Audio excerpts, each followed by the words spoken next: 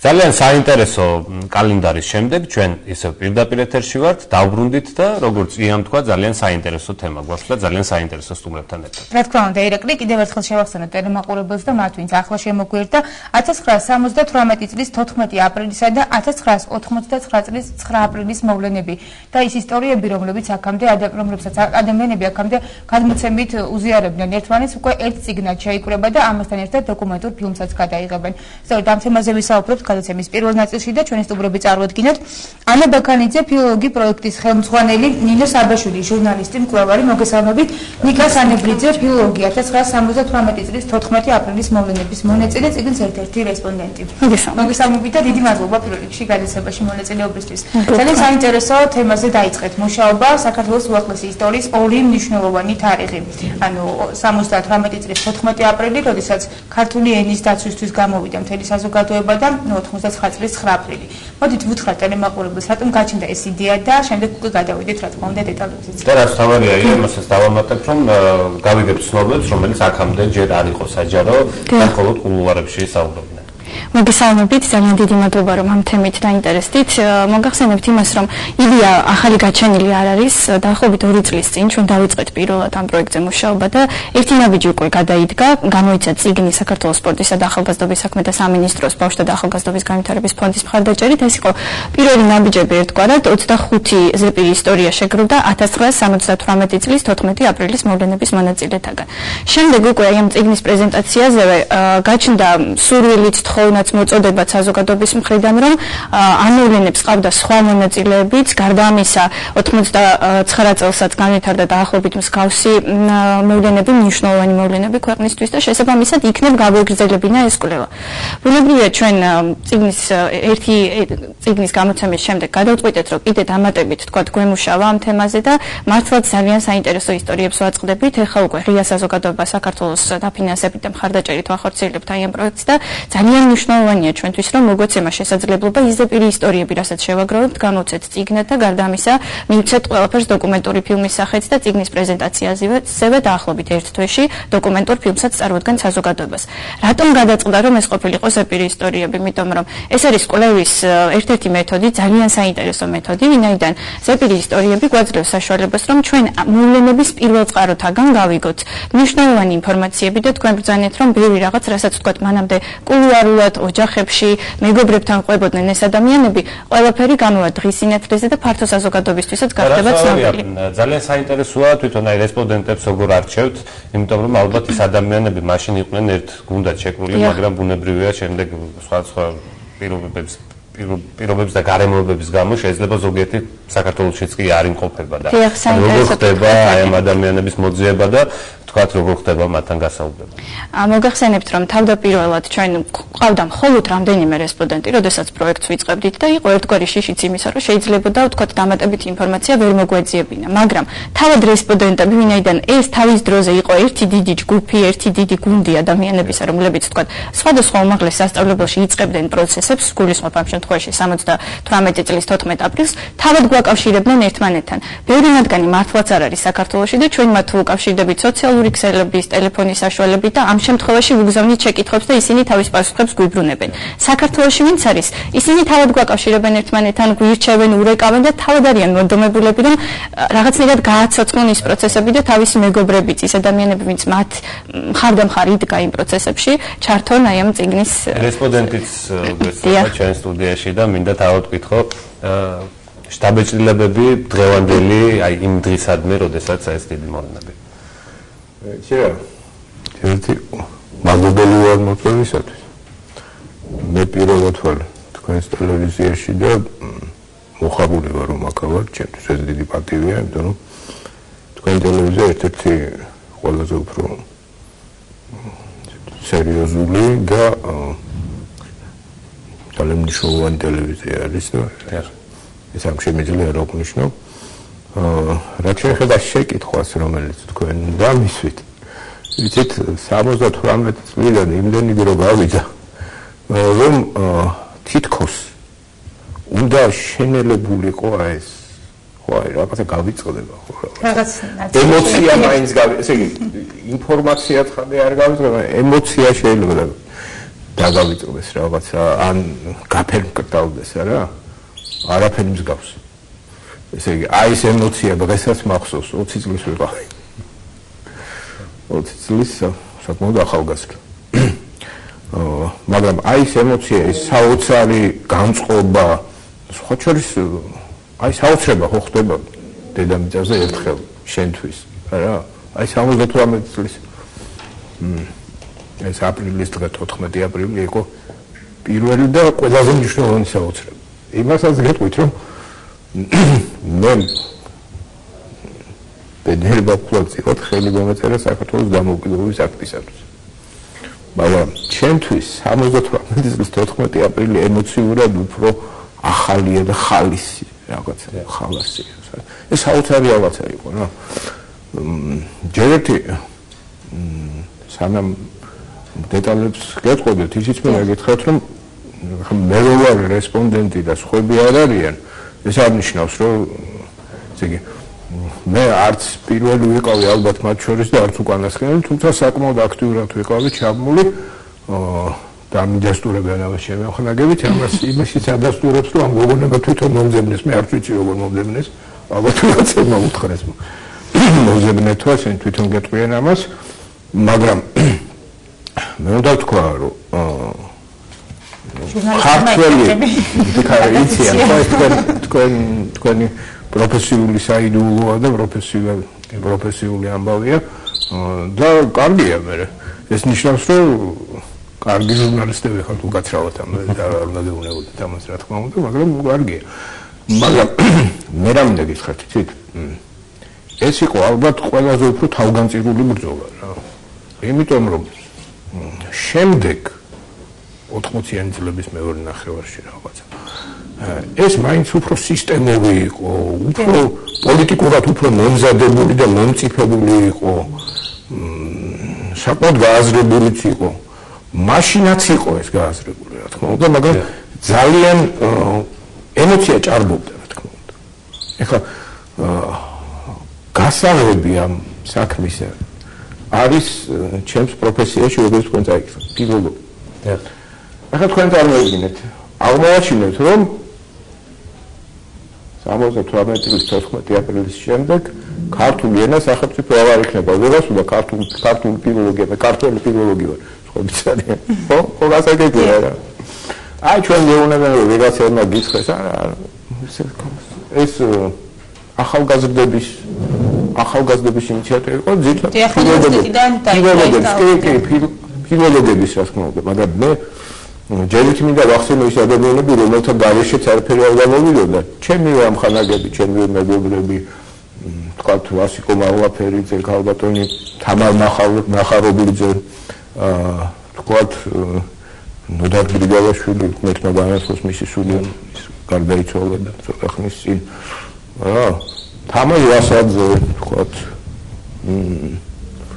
აი ეს მე ფილოლოგებს ვასახელებ იმათ ვისთანაც მე უშუალო ურთიერთობა მქონდა და ვიც ეს ამბავი დაიწყო იმიტომ რომ არა ბუნებრივია რა რომ ენის შესახებ საკითხები ძირითადად ეხება თითქოს ვისთვისაც ეს ენა არა მარტო მშობლიური რაღაცა არამედ პროფესიაც არის რა იმიტომ ჩვენთან ქართული ინტელექტუალები უნდა ვახსენო მაგალითად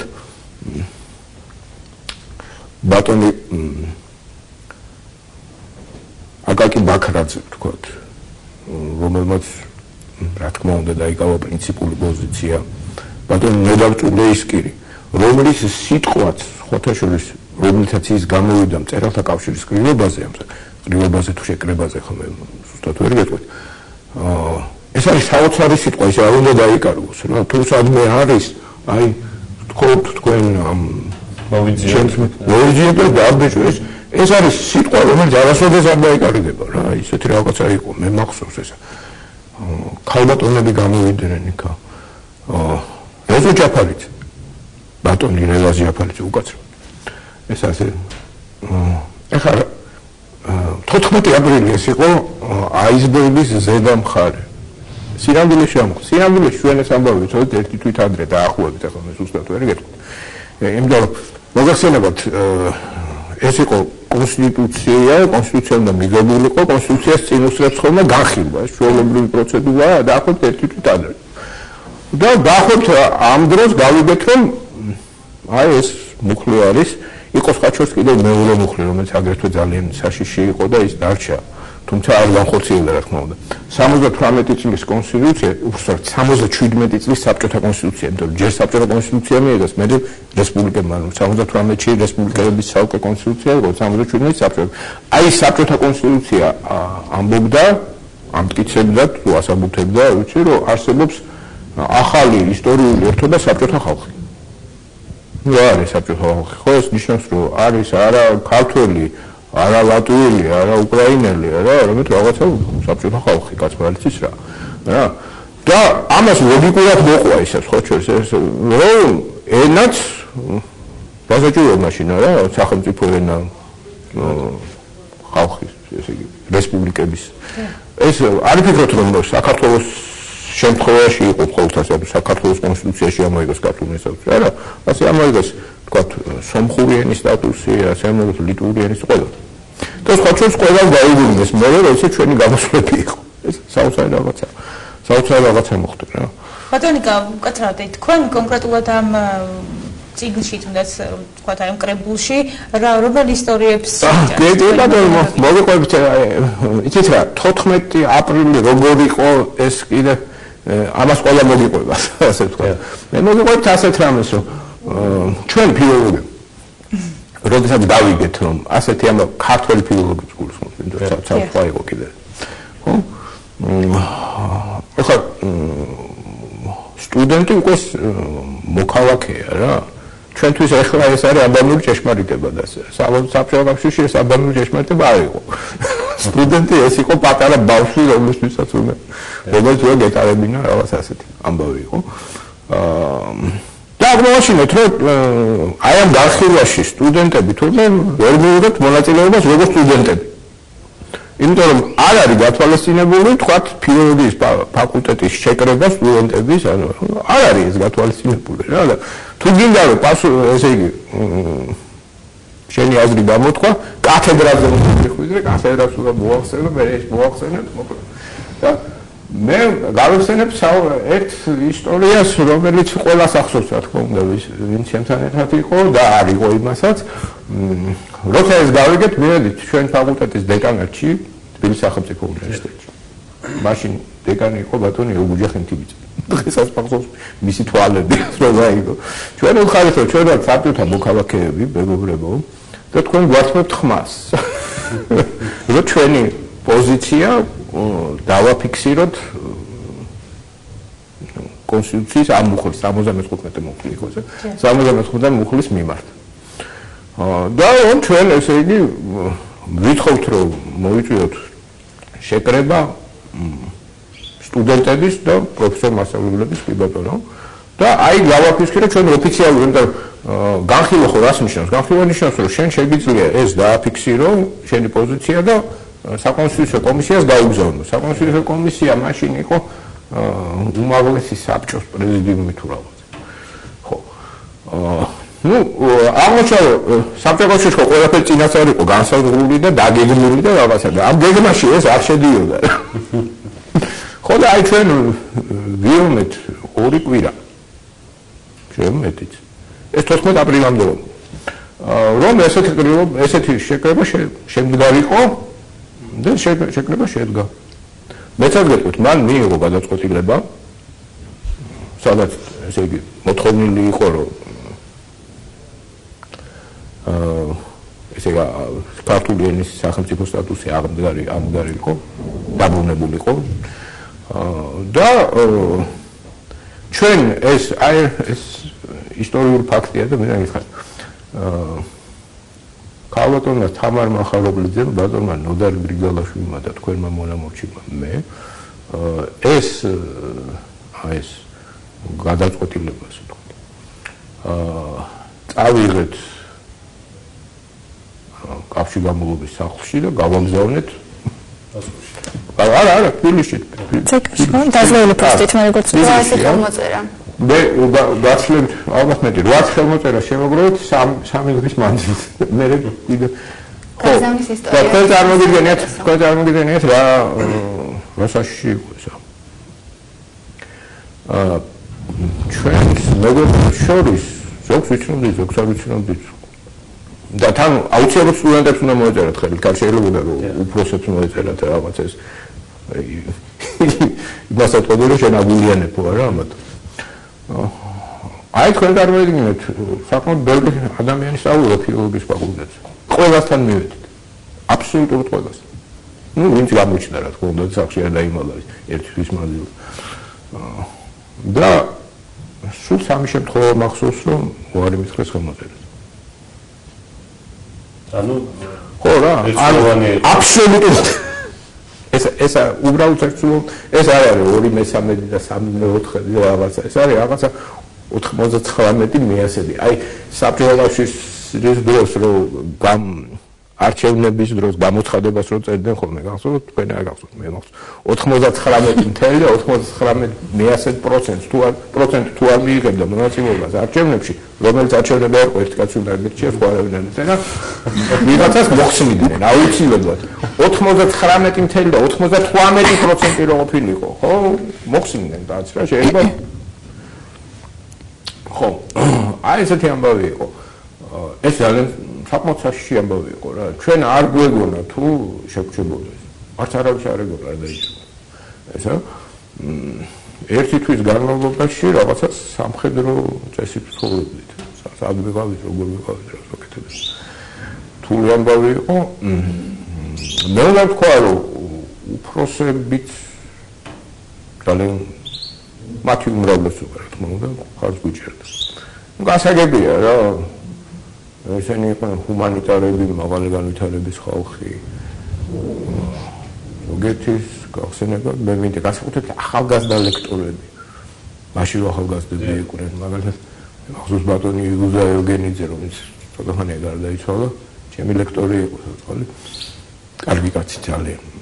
ძალიან მაღალი განვითარების ფილოლოგი, დამდებდა ხოლმე რაშვები, რაც კეთებ. რეზო სირაძე მახსოვს ალბათ გაგიგეთეს. საკმაოდ სერიოზული და დიდი მეცნიერი. სხვანაირი ხალხიც იყო. აი იყო ერთი ხუთი ესე ჩემი გაგებით მაშინ რა თქმა უნდა. გადასახადი. ბატონი ჯუმბერ ჭუმბურიძე იყო ერთი კაცი, ну ძალიან ესეთი კაცრი ლექტორია. ძალიან კაცრი და ესეთი ზედმეტ სიტყვას არ გეტყოდა და ეს ამბავი რომ დაიწყო, ესე იგი საოცარი რაღაცები ჩაიდინა კაცმა. ესე იგი, აი უფროსებთან ახლა ჩვენ ხო ურთიერთობა არ გვექნებოდა. აი იმ უფროსებს ვინც ამის წინააღმდეგი რაღაცა აი იმათ ეუბნებოდა რომ გაჩერდით თქვენი ხმა რაღაც საოცარი იყო. მე არასოდეს ვერ ვიფიქრებდი. ესე ადამიანებმა გამოავლინეს ისეთი ხასიათი, ისეთი სიმტკიცე ამ პირიქით. რასაც აი ხოლმე გადამწყვეტ მომენტში თუ აულეს ადამიანი ალბათ სიცოცხლეში ერთხელ რა და ეს საოცარი ამბავი იყო. თელ ქვეყანა მოიწვა ამას შემდეგ რეგიონის გაიმართა სტადიო დემონსტრაცია. ყველა როცა დემონსტრაცია იყო არა მარტო ყველა უმაღლესი სტუდენტი გამოვიდა. სკოლის მოსწავლეები გამოვიდა. მე-9 კლასელი მაშინ 10 წლები იყო. მე-9 კლასი პირველი სკოლის მოსწავლეებმა ფანჯრები ჩაუტვიეს და ესე გამოვიდნენ, იმიტომ რომ ჩაკეტილები იყვნენ. 14 აპრილი პარასკევი იყო. მახსოვს ეს. ანუ სკოლა იყო და უმაღლესი იყო. ჩვენ ამხანაგებს შემდეგ უთქვამთ, როგორ წამოვიდნენ, თქვათ, სამედიცინო ინსტიტუტის სტუდენტები და როგორ სხვა შეიძლება უნდა ითქვას, რომ მე როცა აღმოჩნდა რომ ამდენი ხალხი გამოვა და მას არაფერი არ შველის, ხო, ეს ხო ასე ვთქვათ, ხელისუფლებამაც გაიგო რომ ასე იქნება რა. და მე მიხვდა რომ ჩათრევას ჯობია ჩაყოლდა რა და ყველას უთხრა რომ იცი რა, მიყევით ამ სტუდენტებს რომ რაღაცა არ ჩაიდინონ რა. და უნდა ხო ამდენი ხალხი ერთად დემონსტრაციაზე რასიჯამს კაცმა არის და უნდა გითხრათ რომ აი თქვა ხო ეხლაც გახსოვთ რა საქართველოში დემონსტრაციები ზოგადად ტარდება ძალიან კარგად. არაფერი არ ხდება, არავინ შუშებს არ ამტროებს, არავინ ერთმანეთს არ ეჭყობა. მაშინაც ასე. ერთი ზედმეტი სიტყვა ერთმანეთის მიმართ, თქვა პოლიციის მიმართ, რომელიც იქ იყო, ხო, რა თქმა უნდა. რა ამდენ თქვა უფროსების რაღაცა რა დაძაბული მომენტი არ მახსოვს რომ აი რაღაცა ესე იგი ჩვენ ქონდა კონკრეტული ამოცანა მოკლედ როგორ გითხრა და ამ ამოცანას იყო დამორჩილებული მთელი ბიც და ისე გავაგრძელოთ რა თქმა უნდა ეს ისტორიებიც ეს იყო პრეცედენტი როდესაც საბჭოთა კავშირმა შეგვთქვათ რომ ზოგადად ამ დღეს უკან დაიხია ხო ძალიან მნიშვნელოვანი ერთადერთი შემთხვევა იყო იან საბჭოთა კავშირის პერიოდში საქართველოში ყოველ შემთხვევაში როდესაც დემონსტრაცია ესეთი საპროტესტო დემონსტრაცია მსხვერპლით არ დასრულებულა ერთადერთი შემთხვევა იყო 14 აპრილის ერთადერთი დღესასწაული იყო რომელიც საბჭოთა რეჟიმის პერიოდში ხელისუფლებამ კი არა ხალხმა დააწესა და საქართველო უნიკალურია იმითაც რომ ერთადერთი და პირველი ქვეყანა ყოველ შემთხვევაში რომელმაც საკუთარ ენას დაუდგა ძეგლი და ამავე პერიოდში სწორედ და ძალიან მნიშვნელოვანი ნინოს ყავს ჩაწერილი ქალბატონი იას ტუროა მისი ზეპირი ისტორია რომლის მიუღლეც გახდათ აი ამ ძეგლის და გადავიდეთ ნინოზე რა თქმა უნდა დაიდგა მოგესალმებით 80-იან წლებში დაიდგა ეს ძეგლი და ეს იყო უპრეცედენტო მე მგონი საბჭოთა კავშირში მაშინ არ იყო ასეთი პრეცედენტი რომ დედაენისთვის ძეგლი დაედგათ მაშინ ბატონმა გუჯამ შეასრულა ეს და მაგრამ მას არ მოყოლია არანაირი წინააღმდეგობა პროექტი წარადგინეს და იგი დამტკიცა და შემდეგ უკვე დედაენის ძეგლი დაიდგა ასევე საინტერესოა სხვა რესპონდენტების გახსენებები ამ დღესთან დაკავშირებით მაგალითად ქალბატონი ნანა მაჭავარიანის მუხრან მაჭავარიანის შვილის როგორც 9 აპრილის ასევე 14 აპრილის დღესთან დაკავშირებით ახალგაზრდები 14 აპრილის სანამ მოვიდა და წინა დღეებში მივიდნენ და კითხეს ბატონ მუხრანს ბატონო მუხრან ჩვენ როგორ მოვიქცეთ რა გავაკეთოთ ქალბატონი ნანა იხსენებს რომ ბატონმა მუხრანმა უთხრა ხვალ მე თქვენთან ერთად მოვდივარო და ახალგაზრდებთან ერთად ის მიტინგზე იდგა ასევე 9 აპრილი იყო ძალიან საინტერესო ჩვენთვის იმით რომ ბატონი მუხრანი მაშინ 8 აპრილი იყო როდესაც ტანკები შემოვიდა თბილისში თავისუფლებაზე და რუსთაველზე განლაგდა და ხალხში დაძაბულობა შემოიტანა მაგრამ ეს დაძაბულობა იმითი იყო განპირობებული რომ იხსენებენ შემდეგ უკვე რომ როდესაც ტანკები შემოვიდა მთელი საზოგადოება თბილისი 9 საათში მოედანი ხალხით გაივსო და ეს იყო რაღაც უპრეცედენტო და რო ვეკითხებოდით არ გიშინოდათ ან რამე ემოცია არ ქონდათ ამ დროს არაფერზე არ ფიქრობდით როგორც 14 აპრილს ასევე 9 აპრილს ანუ შიში ასეთი არ გქონდაო და საინტერესო იყო კიდე ერთი ქალბატონი ნანას გახსენება როდესაც 8 აპრილს ტანკები შემოვიდა ბატონი მუხრანი მაშინ კანცელარიაში იმყოფებოდა მან სხდომა მიმდინარეობდა და როგორც იხსენებს სამრიგად იდგა ჯარისკაცები და მოდაინახა ტანკები შემოვიდა იფიქრა რომ მამამისი აქ უნდა ყოფილიყო ამ დროს და ეხლა მას ვინ მიუშვებდა 3 რიგი უნდა გაევლო ჯარისკაცების და მეგონა ასეთი რამ რომ ემოციურად გამოხატა ეს დამოკიდებულება რომ თვითონ დედაყავდა ცუდად და თხოვა რომ ჯარისკაცებს გაეშვათ ასომთავრულით დაწერა მამისადმი წერილი და შიგნით რომ შეაღწია თხოვა რომ გადაეცათ. მე მაშინ ქალბატონი ნანა იხსენებს რომ ასომთავრულად ვერანუ ვერ წაიკითხავდა მის და მამის გარდა. მაშინ ბატონი მუხრანი გამოვიდა სხდობდნენ და ერთად უკვე გაეშურენ მიტინგზე. მაგრამ აღსანიშნავია ისიც რომ ბატონი მუხრანის სიტყვა რომელიც პატრიარქის წინ გამოვიდა დაკარგულია და ქალბატონი ნანაც ამბობს რომ ძალიან ვეძებ ეს სიტყვა რომ მომეძებნა მაგრამ არსად ჩაწერილი არ არისო. ცოტა ამ შემთხვევაში საუბრობთ გადმოცემებზე. თუ არის დავშეთო თუ თქვა რა სიტყვა თქვა თუ ახსოვს გადმოცემით. ეს სიტყვა ამდენად ემოციური იყო ეს დღე რომ არ მახსოვს მაგრამ ის ერთსულოვნება რომელზეც ყველა ლაპარაკობდა იქ მიტინგზე გამოსულები ეს მახსოვს მაგრამ იმდენად ვიყავით დაძაბული და ემოციებით დატვირთული რომ ის სიტყვა რაც მამამ წარმოთქვა არ მახსოვს და აქედან მიტოვსმევდა ხას რომ ძალიან საინტერესო იქნებოდა საზოგადოებისთვის მამის გამოსვლა მოწოდება საზოგადოებისადმი რომ გამჟღავნა მუხრან მაჭავარიანს კონტრასტ დაუწერა კონფლიქტი წონა აბსოლუტურად ვარ რომ ასევე ძალიან ბევრი გადაცემა თუ ციგნი მithmiwa აი მაგალითად 9 აპრილის და ყოველთვის ჩვენს გვისაუბრია გადაცემებში და ყოველთვის რაღაც ახალ-ახალს ვიგებთ ხოლმე ახალ დეტალებს და იქნებ გითხრათ აი მაგალითად ის ემიგრანტები რომლებიც არ არიან საქართველოში და ხელი არ მიგვიწვდება ჩვენ რომ აი სტუდიაში მოვიწვიოთ ან სხვა ჟურნალისტებს რომ მიუწვან გადაცემა და მართლა საუბარი მოხდეს. აი რა ამ ეტაპზე ვართ ჩვენც ინტერნეტის საშუალებით გვაძლევს იმის საშუალებას რომ დავუშვათ საფრანგეთში თუნდაც ამერიკაში მოვიძიოთ ის ემიგრანტები რომლებიც უშუალოდ მონაწილეობდნენ და ჩავწეროთ უკვე ინტერნეტის საშუალებით. გამოთქვას. რამდენიმე არის 14 აპრილის მოვლენებთან დაკავშირებით და მნიშვნელოვანია ისიც, რომ დღეს ქართველი სტუდენტები, ვინც არიან ისინიც გვეხმარებიან, წიგნის ერთ-ერთი კომპონენტი უკაცრავად ნინო, არის მედიის კვლევა, როგორ აისახებოდა მედიაში ის მოვლენები და არის ამავდროულად სოფლიოში ახალგაზრდული მოძრაობების ისტორიის კვლევაც. და გერმანიაში და საფრანგეთში მცხოვრები და ეხლა თქვათ გაცვლითი პროგრამით წასული ქართველი სტუდენტები იკვლევენ იმ პერიოდში რომელიმე მედიაში ხომ არ აისახა ეს მოვლენები საქართველოს მხრივ ერთი კუთხით და მეორე მხრივ თქვათ საფრანგეთში და გერმანიაში მიმდინარე ახალგაზრდული მოძრაობების ისტორიებსაც იკვლევენ და ესეც შევა წიგნში ერთ-ერთ ნაწილად. და დავამატებ კიდევ ერთ ბატონი ლაშა ბაქრაძის, აკაკი ბაქრაძის შვილის გახსენებას 9 აპრილთან დაკავშირებით. მაშინ ძალიან ბევრი აქცენტი დაისვა იმაზე, რომ ბატონი აკაკი სად იმყოფებოდა 9 აპრილს, როდესაც თბილისის მოვლენები განვითარდა. მაშინ ბატონი აკაკი იმყოფებოდა სოხუმში, 7 აპრილს საღამოს იგი გაემართა სოხუმში 8-ში უკვე იქ იყო. ანუ გეგმებოდა იქ მიტინგი, ფაშტო მასშტაბიანი მიტინგი სოხუმის მოედანზე უკვე ხალხი შეკრებილი იყო. სოხუმიდან დაიწყო ეს ამბავი, მოყვა იქ ერთ-ერთ წერილს და ბატონი აკაკი ჩაბრძანდა და საზოგადოებას მოუწოდა, რომ ძალიან საშიში მომენტი დადგა საქართველოსთვის და ამიტომ მოვლენები რომ არ გართულდეს და სისხლი არ დაიღაროს, ბატონი აკაკი მაშინვე უკვე აი ამ სისხლიან დღეებს ფიქრობდა, რომ ეს პროგნოზირებდა, რომ შეიძლება და ასე მომხდარიყო და მისი უშუალო და მონაწილეობით სოხუმში ეს მიტინგი არ შედგა და იშალა საზოგადოება წავიდა. შემდეგ უკვე 9 აპრილს, როდესაც საქართველოში დაბრუნდა, მას უკვე დახვდა ის მოვლენები თბილისში დაბრუნდა, მას უკვე დახვდა ის მოვლენები განვითარებული.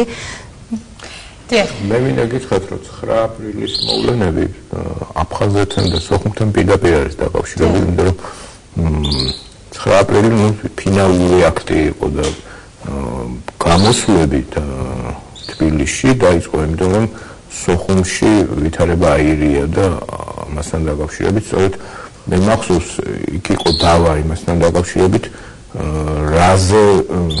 რა ლოზუნგით უნდა დაწყებულიყო აპრილში გამოსვლები, იყო აზრი, რომ გამოსვლები დაწყებულიყო სოხუმის საპირისპირო. ასე ვთქვათ, სოხუმში ვითარების დაძაბვისა და აფხაზური მხარის გამოსვლის საპირისპიროდ და მაშინ გადაწყდა, რომ ეს არ იქნება სწორი, რადგან მაშინ ცხადი იყო, რასაც შანაფიქრი, რასაც ვთქვათ, საბჭოთა თუ რუსული იმპერიალიზმი უმზადებდა საქართველოს და ამიტომ ლოზუნგი იყო საქართველოს დამოუკიდებლობა. და ეს უნდა ითქვას, რომ ეს აბსოლუტურად სწორი, ზუსტი, აი რომ დასაწყისში გითხარით, რომ 80-იან წლების ეროვნული მოძრაობა მაინც სხვა ეს არის მეთქი ამასაც გულისხმობდი, რომ გააზრება იქ, ასე ვთქვათ, პოლიტიკური ნება, პოლიტიკური გამოცდილება მეტი იყო და ეს ადასტურებს ეს 9 აპრილის გამოსვლისა ეს პერიპეტიები ამას ადასტურებს, რომ ჩვენ სწორედ დამოუკიდებლობა უნდა მოგვეთხოვა მაშინ და არა სხვა რა. თუმცა ამის გამო კი ძალიან დაგსაჯეს რა. მაგრამ მე გავახსენებ, რომ სამაგერტო 20 წლის შემდეგ საქართველოს დამოუკიდებლობა დააჩქარა წლის მოვლენებმა და სიმბოლურად სწორედ 9 აპრილს მოეწერა. მე მინდა 78 წელსა და 99 წელს შორის გარკვეული ხიდი გავალო და მინდა გითხრათ, რომ საერთოდ ქართველი ხალი ეს არის საოცარი რამ. მე ვიტყვით 78 წლის მოვლენებში ქართულმა ახალგაზრდამ რა როლი ითამაშა უკვე ვილაპარაკეთ ამაზე და რომცა ვილაპარაკოთ ისაც ხალხია, მაგრამ მე განსაკუთრებით მინდა ვთქვა, როგორი როლი ითამაშეს მაშინ ქართველმა გოგონებმა. ბიჭებმა თქო ბიჭი. მათ ისინი ჩვენ გვერდზე გვიგინებდა ჩვენ აი ეს მოხდა შემდეგ 9 აპრილს რა. აი ეს გოგონები 78 წლის გოგონები 99 წელს 9 აპრილის ქალები არიან ისინი რა. აბა როგორ არის ხანაერად რა. 11 წელია გასული. ვინც იქნიო მონაწილეობა 9 აპრილშიც იმან მიიღო რა. უმრავლესობა. მე რა თქმა უნდა თავს ხრი მათ წინაშე იმ პატარა ბავშვების წინაშე ვიცი. დაიღოდნენ. მაგრამ უმრავლესობა მასაში მაინც 78 წელს მონაწილეობდა 89-ში წერეთულა მაგას. მოკლედ თემა იმდენად რაცელია დამეწუნეთ სამი გადაცემა აგვეყვა რომ ამ თემაზე ვისაუბროთ ძალიან ცოტა დრო გრჩება. მე მიხარია რომ ახალგაზრდებს აინტერესებთ რა 78 წელი ამათთვის არის ბაბუების აი ეს გახოს აი ნათელი რო აქვს სახელზე და ისე ლაპარაკობენ 78 და 89 წელზე მე მიხარია ეს რომ ვთქვა რომ ეს ნიშნავს რომ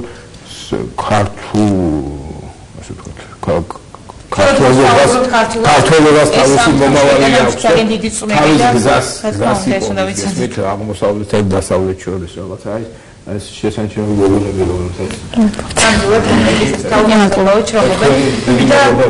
გთხოვოთ რომ ძალიან ცოტა დრო დაგვრჩა და ფილმთან დაკავშირებით მოკლედ თქვათ ანი რა როდის გადაიღებენ ამ ფილმს და ასევე როდის დასრულდება ეს პროექტი.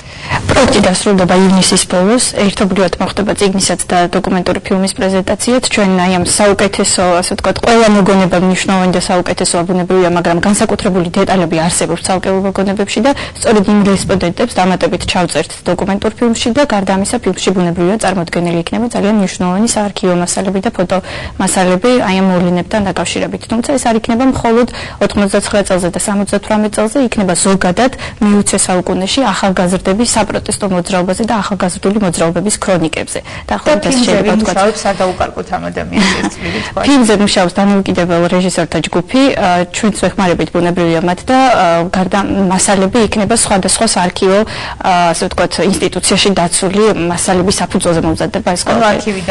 არქივიდანაც იქნება ყველაფერი, რა თქმა უნდა. ძალიან დიდი მადლობა, ძალიან კარგ საქმეს აკეთებთ და მომავალ თაობას შემოუნახავთ. ძალიან დიდი მადლობა თქვენ. საქმე საგმიროს, რაც და ვიდა ერთი რამ დავამატოთ თუ შესაძლებელია რომ შესაძლებელია ჩვენ ხელი არ მოგვიწვდებოდეს რომელიმე ისეთ ადამიანთან ვისაც კონდეს მნიშვნელოვანი და საინტერესო მოგონება და უამრავი საქმე კეთდება სოციალური ქსელების საშუალებით ვთხოვთ ამ ადამიანებს ვისაც სურვილი აქვს რომ მოხვდეს წიგნში ან ფიქრობს რომ მისი მეგობარი იყო ამ პროცესებში აქტიურად ჩართული და მისი მოგონებაც იქნება მნიშვნელოვანი საზოგადოებისთვის დაგვიკავშირდნენ ან თქვენ ტელევიზიას ან ჩვენ დაგვიკავშირდეთ ერთხელ შევახსენეთ მოკლედ ამ თემებთან დაკავშირებით თუ ვინმე გყავთ ახლობელი მეგობარი ან უცხოეთში ცხოვრობს, არ აქვს ამას მნიშვნელობა, დააკავშირეთ ამ ადამიანებს და თუ ვიცით რაიმე საინტერესო ისტორიები, ხო?